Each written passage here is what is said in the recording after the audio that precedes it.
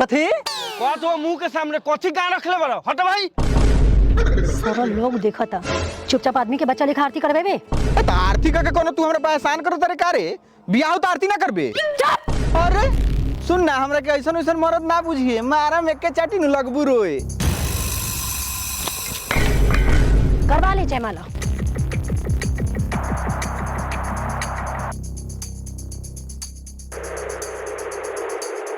जा जा जयमाला कोनो जरूरी बाटे, समाज में दिखावा कइल जाले। अब जयमाला नहीं होगा, लड़की को जाने दो। और लाट तकले बड़ा लड़की तो जयमाला का थाली फेंक के भाग गइल। उ भागल ना ह, सारा समाज के मुंह पर चप्पल मार के गेल ह। चप्पल? वो तो सैंडल पहन के आरलक ह।